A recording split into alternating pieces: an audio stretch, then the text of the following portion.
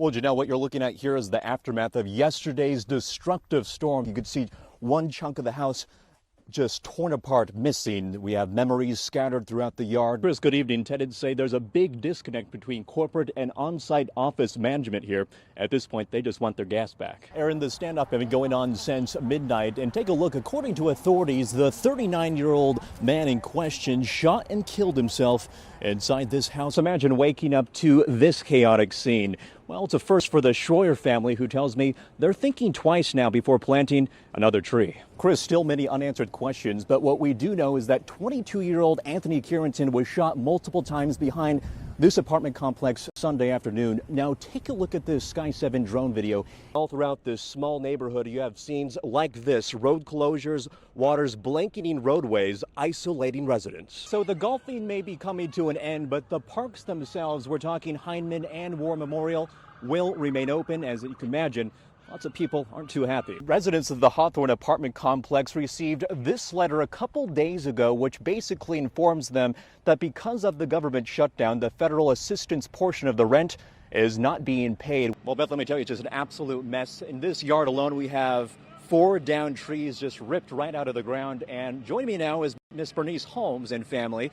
Your reaction to this scene? Oh, very devastating. And Willow Beach happens to be one of them. Check it out, this entire driveway, a mini river of sorts. We saw the vehicle make its way across. It's not too deep. Traffic is backed up for well over 6 hours while Arkansas State Police investigated the incident, but remnants of the accident do remain. You can take a look at the center median over my shoulder here. Oh, and it's absolutely packed here. This is a monumental day. Check it out, hundreds of people here at the SARACEN ANNEX, which comes 3.5 months after the Arkansas Racing Commission awarded Jefferson County a gaming license. From midnight up until around 3:30 this afternoon, Johnson County Road 1752 was blocked off to traffic. This all while authorities tried coming up with a peaceful resolution with a man out of North Little Rock. Chris, the sign says no trespassing, but Monday night an argument turned deadly. Corey Gibson found on the floor of the front entrance. One resident coming to the rescue, trying to comfort the victim, but it was too late. It's a mess.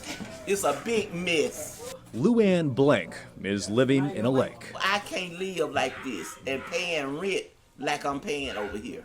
Heavy rains pummeled central Arkansas, including the Jefferson Manor Apartments Thursday.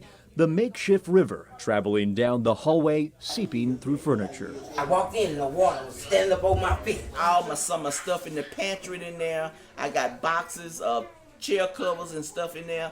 I know they soaking wet. This isn't Blank's first time going through such a wet mess, considering she reported the problem a few months ago. She's surprised when maintenance comes to the rescue. It's come out up on this wall. Up under that board there. Yeah. And I reported it, and the woman told me down there, she said, we're gonna get somebody on it, just bear with me. Maintenance says the source of the problem comes from the apartment next door, something to do with the drain. All right, well, I'm gonna call. I'm gonna make some calls real quick. Living with several health complications, Blank says she's thankful for her daughter and granddaughter to come help mop up. The focus now is on a permanent solution, or else she's out of here.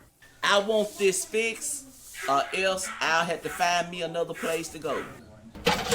The Simon brothers are milking machines.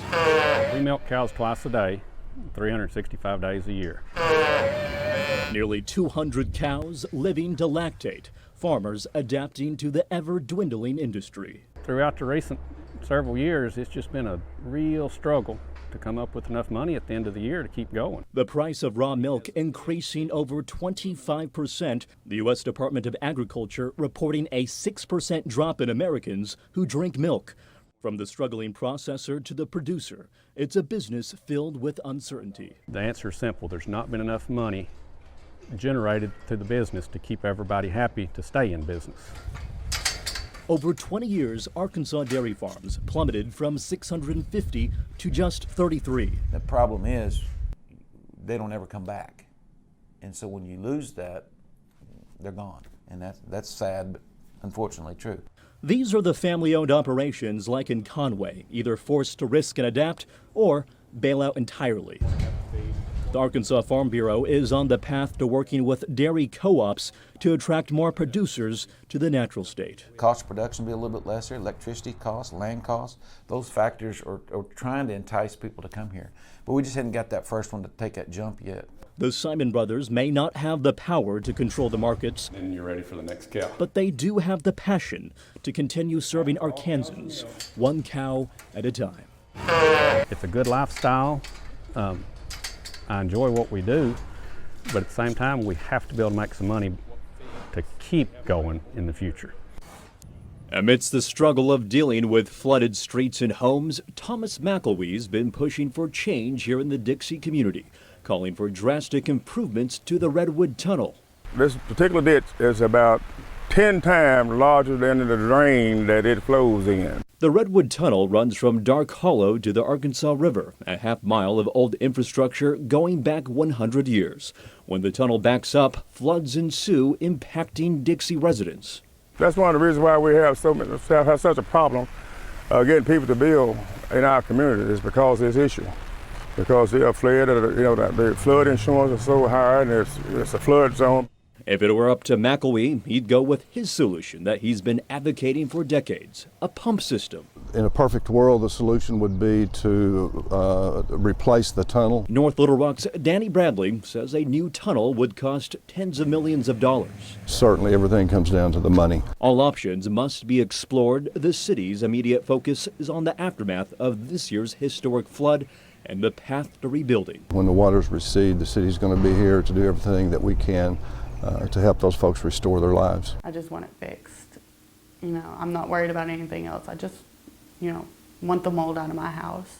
Life at the Little Rock Air Force Base is a toxic mess for Ashley Mathis and her military husband. They've been living in private housing on this base since July 2018. This is actually underneath our kitchen sink. All these spores through here is all up the inside of the air vent.